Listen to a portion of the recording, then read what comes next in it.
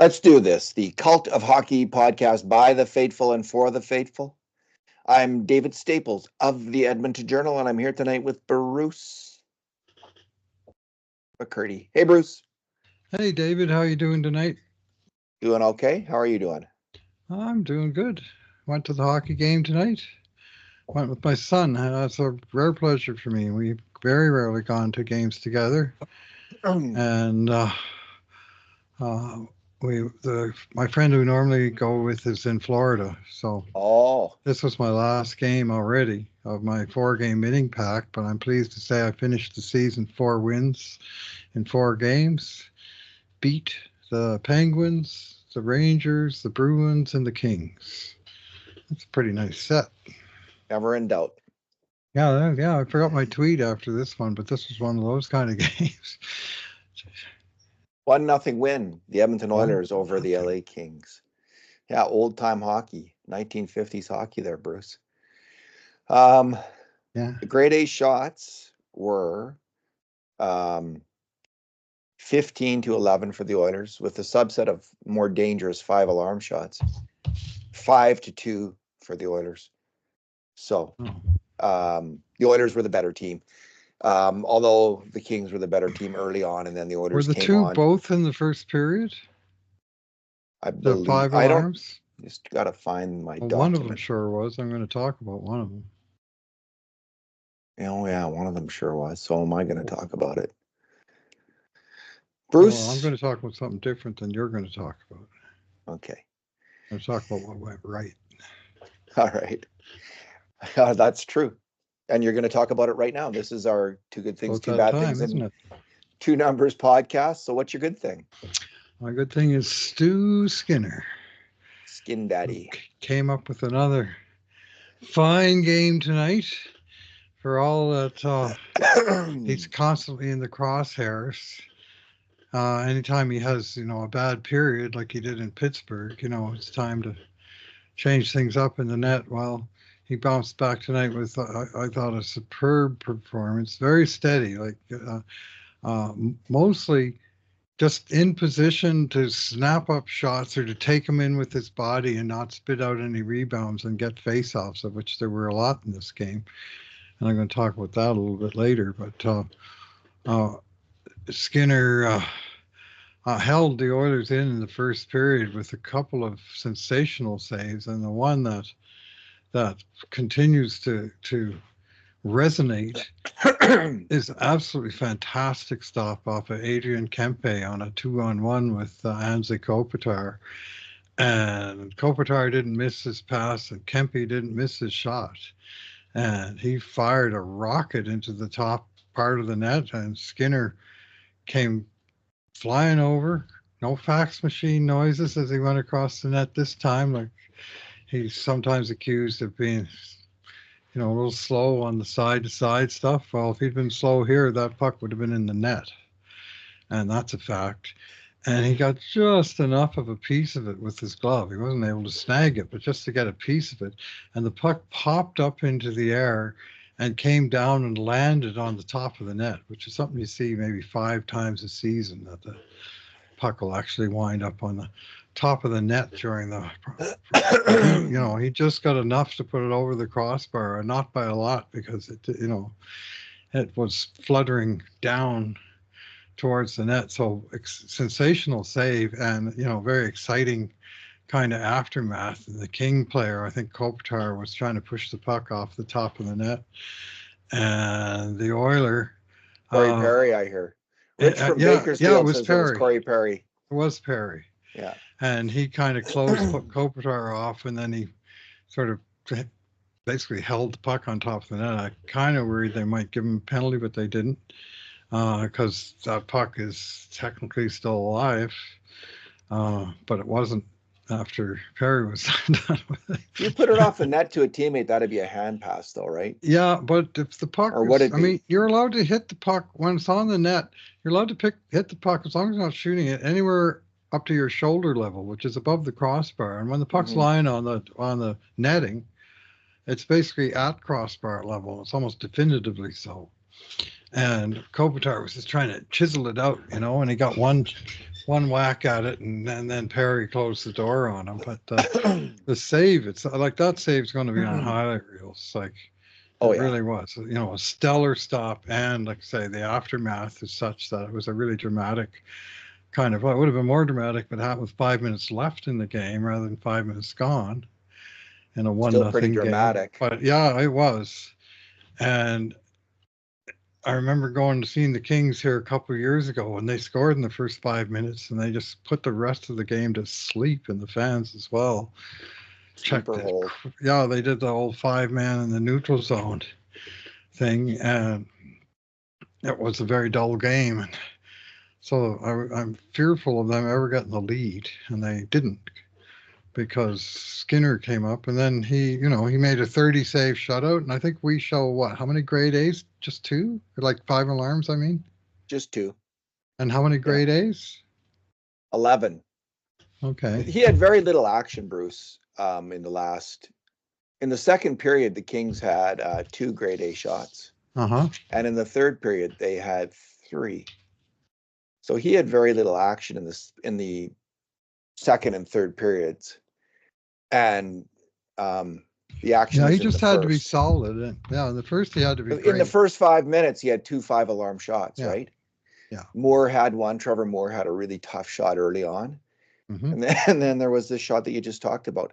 And the interesting thing about it, Bruce, is he's been hammered justifiably, because his weakness is 2-on-1 rushes, odd man rushes with a seam pass and a shot.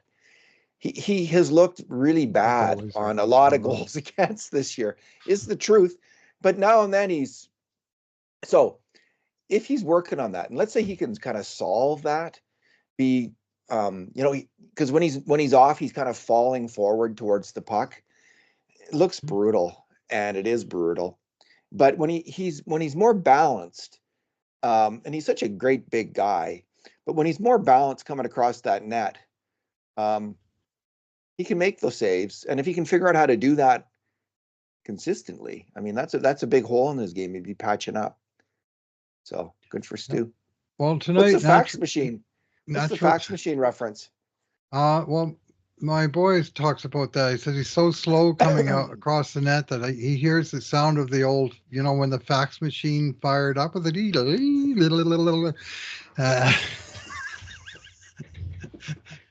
That's brutal. I don't do it that well, but he does a great job of it. Oh, you did. I remember. Anyway, the sound there. 3.7 expected goals for the Oilers and 2.3 for the Kings, and both goalies were stellar. That only one goal beat the two of them combined. Kemper, and even that really was a near thing. Kemper had an outstanding game. He easily could have stolen that game.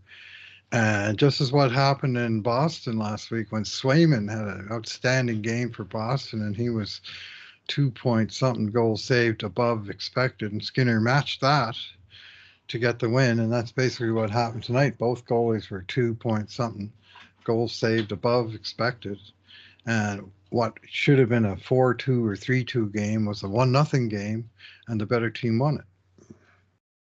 The goalie was a big part of that win tonight, and thoroughly deserved the first star. He did. I want to Google that fax machine noise and see if we can play it. Yeah, because there'd be some people, Bruce. There'd be some listeners who have never heard. Who have never heard the fax machine noise. Let's see if I can get it. I suppose fax. It's out there, yeah.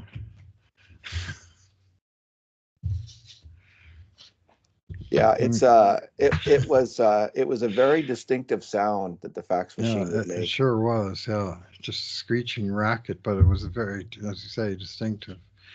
And early in the season when Skinner and basically the Oilers were struggling, I was hearing that reference quite a bit, and it was actually me who brought it up to Kevin tonight and said no fax machine on that play. That was sort of light speed. I don't know if you could hear that. Okay. Probably in your headphones. I unplugged it there for a second. Anyway, we'll just have to save that for another time. Technical abilities aren't there. Anyways, Skinner responded to the bad game, and it's been a long time since he's had 2 bad games in a row. It's been a long time since he had 2 bad games in a row. And Indeed. not a very long time since he's had 2 or 3 or 4 or even 6 good games in a row. So he'll stack them together, but when he has a tough one, he's been turning around in the very next game. So good on you, Stu Skinner. All right. My good thing, Bruce, it's the goal, but it's a very specific thing about the goal. It was Leon Draisaitl making Trevor Moore look like essentially a beer league stumble bum. And I say that with affection. Like a peewee, I thought. Because I'm a beer league stumble bum myself, and that kind of play happens to me every game 2 or 3 times. But it was an unreal play by Leon Draisaitl. The puck, it's 4-on-4, and the puck's in the Oilers zone, and Quinton Byfield puts it around the boards, up the boards, and it goes past Moore, who's at the point. And Leon just takes off. When he wants to go, I wonder how fast he was going. Like, they measure that in the NHL. Maybe he just roared. Yeah, he's by real Moore. Fast for such a big guy. And then he totally wiped him out. He smote his opposition into the boards to get body position on Moore when they were fighting for the puck. And it's not a fair battle because Leon's moving twice as fast. He's almost twice as big. And then he's beaten Moore to the puck. He's got the puck, and he's going to go kind of around the net. But before he goes around the net, he makes a brilliant fake as if he's going to come out the near side as opposed to go around to the far side of the net. He makes his deke, and it's such a great deke that Moore falls flat on his butt. He totally he's wiped out first by the hit, and then he's wiped out again just by Leon's fake in that moment. And he loses his feet. And it's in that moment that then Leon comes around the net, puts it out to Darnell Nurse in front, who slams it on net, almost scores. The rebound goes to McDavid, who puts it in on his 28th birthday. It was a brilliant play. Leon had a couple bad turnovers in this game that led to grade A shots. But he was far better on the attack. He more than made up for them on the attack. He was brilliant on the attack. He and Arvidsson were, and Podkolzin, who's the whole line is just really clicking. They've really got it going on. And Leon was flying. Arvidsson was flying. They were unlucky not to have a few more points in this game, both those guys. So great play by Leon Draisaitl. It's very rarely that you see such a great play. I mean, that play, Elliot Freeman put it out there. It's the kind of play, Bruce, that he needs if he's going to win the MVP award, the Hart Trophy. He needs that highlight up there. He needs this kind of highlight play. Mm-hmm. If it's just another shot of him slamming in a pass from McDavid, everyone thinks, he's just scoring all his goals. Exactly. But that's the Leon Draisaitl this year. And I know he won the Hart Trophy before, Bruce, but I think McDavid was the better player that year, all told. This is the first year that I think Leon Draisaitl's been a better player than Connor McDavid, all told. It's not by a lot, but it's there. We've seen it in the playoffs. Like, I would say that it happened in the 2017 playoffs where Draisaitl was the better player. And there's been stretches when Leon's been healthy in the playoffs when he's been the better player. This is the first time in the regular season, I think, where consistently he's been the Oilers' best player on the ice. And he wasn't that tonight because of his mistakes. I thought both McDavid and Skinner were better than him.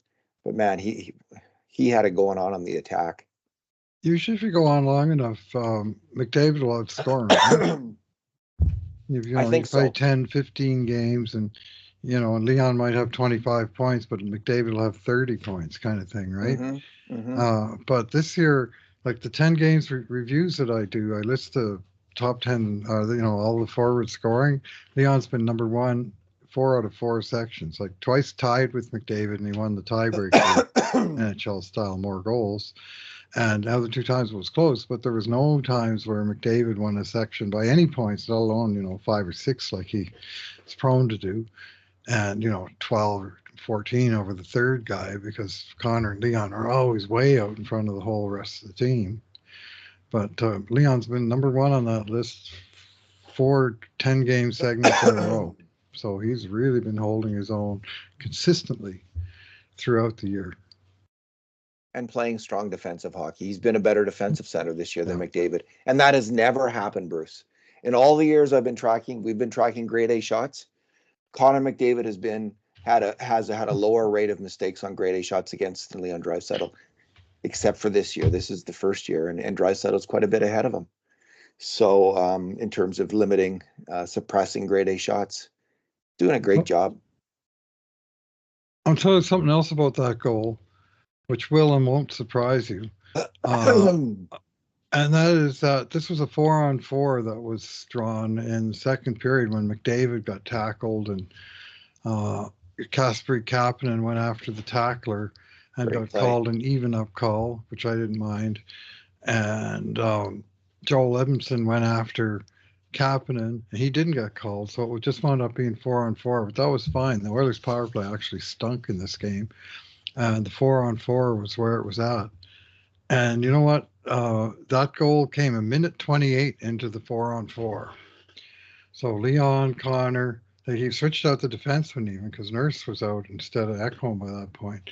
But Leon, Connor, so minute and 28 shift 4-on-4. So lots of skating, lots of ice, and Moore had been out for 47 seconds. Like LA had switched off halfway through that minute and 28, put fresh guys out against Connor and Leon.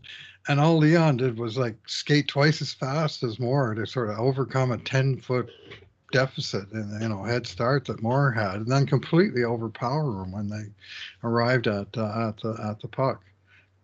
And he was doing that with a 40-second deficit in the lactic acid meter. Right? So, unbelievable. Like the speed he was going for how deep into his shift he was astonishing. Yeah, I was thinking, no, he's heading for the bench because the race happened right in front of the Oilers bench. I thought, we got it deep, and those guys been out for a while. They're just going to get it in there and get the hell off the ice. And nope, I'm making a beeline for that puck, and I'm going to take it off you and make you look like a beer leaguer. Indeed, Bruce. What is your bad thing? Yeah, well, I got to go with the NHL schedule makers. I don't want to really. I saw a couple players not real great in this game, but I'm not going to single out, for instance, a defenseman in a 1-0 win. I just don't think that's right. I am, however, going to hammer the schedule makers for this ridiculous 8-game road trip that the Oilers are currently in the middle of. Now, of course, this was officially a home game, and I attended it, spent the money, got my virtual ticket stub in my Google Wallet, all that stuff. But it might as well be a road game because they played 8 games in 15 nights in 8 different cities, with one of those cities being a 1-gamer in Edmonton. But the thing that's insane about this trip to me is the itinerary. This trip started on the West Coast with a game in Seattle. They flew all the way to the East Coast to play Boston and then Pittsburgh. They went back to the middle of the continent to play Chicago. Then they came all the way to Alberta back home to play this one home game. Wednesday, they're going back east to Minnesota and then down to Denver to play the Avalanche the next night. And then they're flying back out to the West Coast to wrap it up. So they play 2 games in the trip in the Pacific time zone, the first game and the last game, Seattle and Vancouver. You think maybe they play those games like one right after the other? Nope. So the 8-game trip is, believe it or not, 2 games in each of the 4 time zones in the NHL. 2 in the East, 2 in Central, 2 in Mountain, and 2 in Pacific. And it's nuts. And, they had a 2-day break after the first game when they flew to Boston from Seattle. And since then, it's 1 day with none at all between the upcoming games Wednesday and Thursday. And I thought, like, just watching the game, I thought they looked like tired legs for like the first period of the game. Then they kind of came on and they made a good game of it. And I'm not saying that I didn't get my, well, maybe I can say that because they charge a lot, but it was I mean, up in the upper bowl, but it's now up in the $100 range for. And the place was packed and absolutely packed, and almost everybody stayed right to the very end with a 1-goal game. So it was a nice atmosphere in there. But I just think sometimes the hockey suffers, and so I blame the schedule maker. In reality, of course, it's just the grind of the league. You can't. Every team is going to have a shitty run of games where the schedule is not really their friend. But this one, starting in Seattle and ending in Vancouver and crisscrossing the continent, east, west, south, back west. And it just seems like there's not a lot of rhyme or reason to it. So I'll dump on Mr. or Ms. or whoever it is, schedule maker, for probably a computer. Probably AI. For a really strange and very difficult test. I mean, I guess you want to have some be tested along the way. And this week, the test is about as hard as it can get. Right? LA, Minnesota, Colorado, and Vancouver, 4 cities in 6 days. So we'll see where we're at by Saturday, but thankfully they found a way to win the first one of those games. And so they're 4-1 with 3 games left in this 8-game grind. So you really can't complain about 4-1 at any time. You cannot. Well, some people can, but I'm not going to. Well, and you wouldn't single out a defenseman either in this game, Bruce, but I will. Okay. It's the nature of the good thing, bad thing, and yeah, we often do single out. We often do single out one player in a game. In fact, it's fairly consistent. So, listen, it's early in the game, and the Anze Kopitar and Adrian Kempe are on the ice. And this particular defenseman is coming off a game where he got pretty much eaten alive. It was his worst game of the year last time they played LA. Maybe Troy Stitcher thought, okay, let's play the game in their end of the ice rather than our end of the ice where those big guys come after me and it's no fun. But man, he made a bad pinch on that play and it resulted in the 2-on-1 early in the game. And if Kempe scores, as you say, Bruce, that's a big deal because they can put away a game. So it was just a mental error by a veteran player. That he shouldn't, he knows, of course, any defenseman who gets caught up ice on a 2-1, it's very glaring. There's no hiding on the ice. All you're doing is sitting there hoping the goalie makes the save so everyone will forget your name. So sorry, Troy, for remembering. We actually keep notes and have a document that documents it all for not all time, but for our time. Who makes the mistakes on such plays, and he did on that play. It was a bad mistake, and it almost cost the Oilers pretty dearly. But he didn't play much after that. He and Brown played about 6 minutes each. So Troy Stitcher has played strong hockey this year. He's been a really good signing, and he's a good battler for the Oilers, and his puck moving has been very, very strong. His points per 60 is really strong for a defenseman, but wasn't strong on that play. Bruce, what is your number? Yeah, I'm going to go with 16 out of 25 for 64%, which appeared a couple of times in tonight's summary. This is all to do with faceoffs in this game. Leon Draisaitl ended the game with exactly those numbers: 25 faceoffs taken, 16 wins, 64%. And he was very, very prominent in the third period in particular, when there was a ton of faceoffs. It was quite noticeable in the game. There seemed to be whistles going every 20 or 30 seconds, and that clock was just coming down, a few seconds here, half minute there, but it was never sort of back and forth for 2-3 minutes. Oh, look, there's only a minute and a half left. It took forever to get down there. And the Oilers were largely controlling the play. And a big part of the reason that they were controlling the play was they were winning a lot of faceoffs. And so this is a face-offs for the game by period. And this kind of reflects the degree of control the Oilers had at each stage in this game. 5 out of 15 in the first period, 33% by the team. 8 out of 17 for 47% in the middle frame. And then in the third period, wait for it, 16 out of 25 for 64%. And those face-off wins added up to possessions, and I thought the Oilers did a really good job of just controlling the puck, making smart, safe plays, mostly getting out of their zone. There was, a couple times that it wasn't cleanly out, but for the most part, they were making safe plays, very patient. This team is very patient, and they don't mind hanging on to the puck.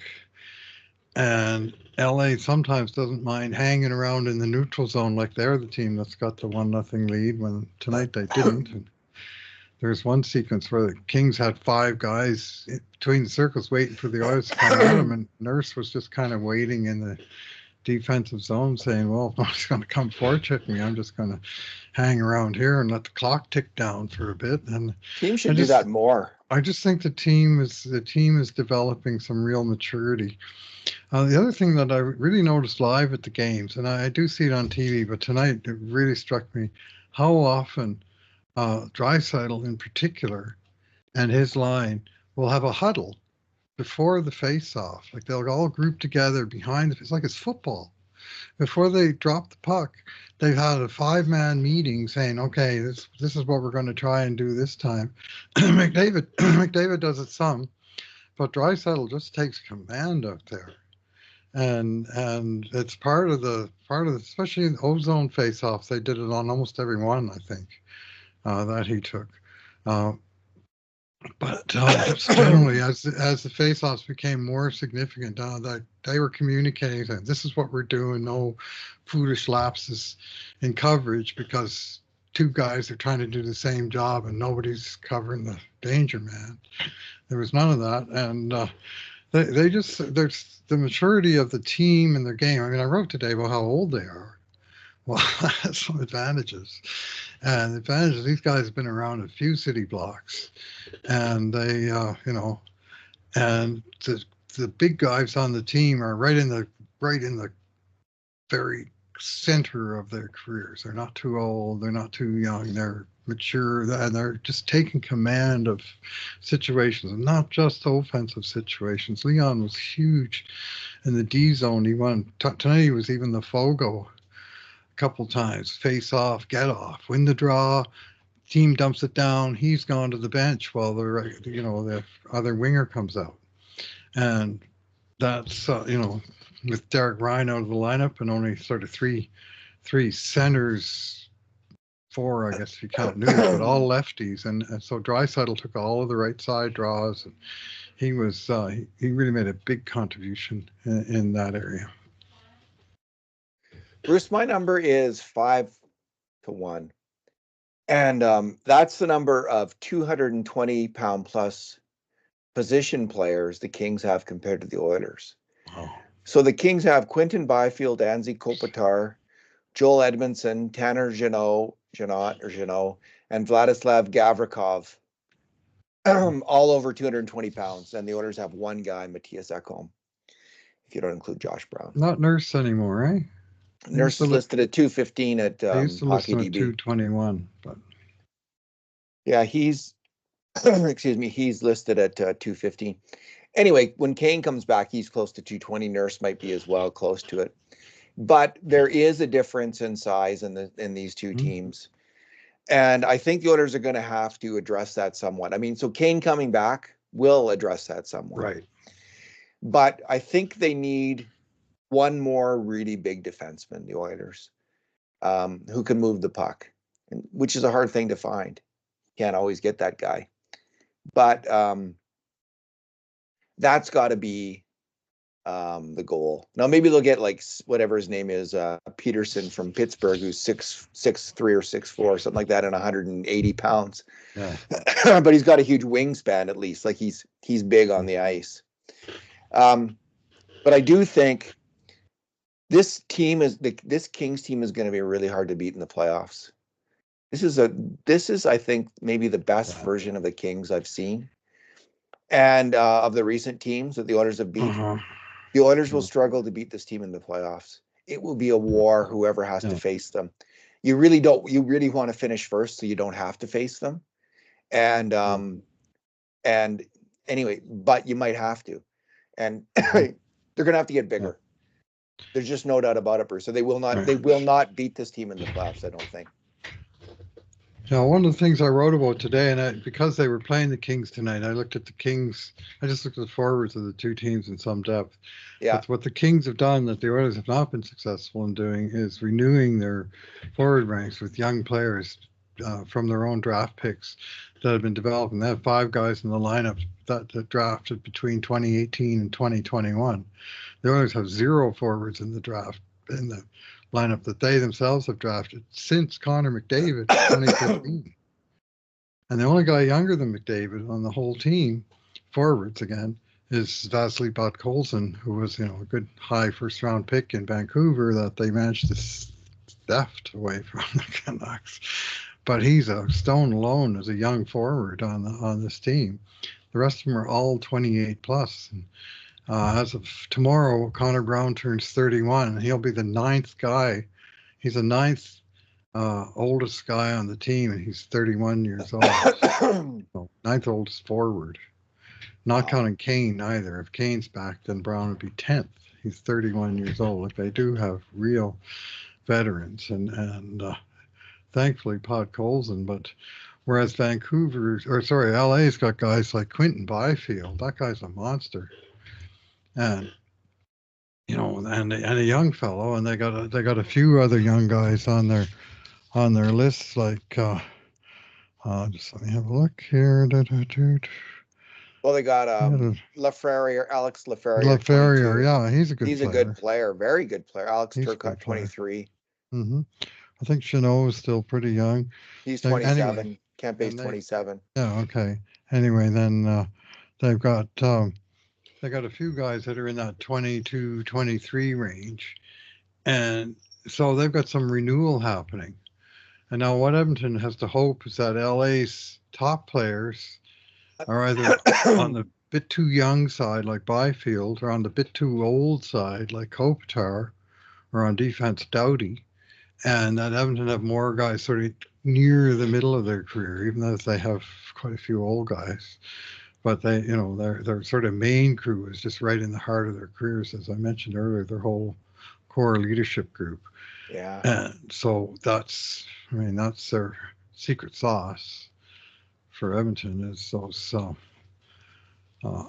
those veterans that they got from the draft in 2011, 13, 14, 15, because they sure haven't gleaned a whole lot from the draft in the 10 years since. Evan Bouchard, really, and Stu Skinner, a D-man and a goalie, and no forwards at all. So, Bruce, when's the next game? Wednesday and Thursday? In Minnesota, then Thursday in Denver. So, alrighty. Back-to-back against 2 of the toughest teams in the Central. And then back out to the coast to play the Canucks to wrap up Hockey Day in Canada on Saturday. I mean, that's one of the reasons I had to jam that game in there, I'm sure. But all those teams will be laying in wait for him, because Edmonton pasted all 3 teams in their own barns earlier this year. They beat Mini 7-1. They whomped Colorado 4-1, and they crushed Vancouver 7-3. So there'll be a lot of high-end opponents that are sort of desperately seeking revenge. So this could be quite the meat grinder in the days to come. Alrighty, so 2 games in a row, Wednesday, Thursday. Good stuff. All right, Bruce. Well, the game grades are up, and I will now post this podcast, and we'll go from there. Thanks for talking tonight. All right. Thanks for listening, everyone. And in the meantime, and in between times, this has been another edition of the Cult of Hockey podcast.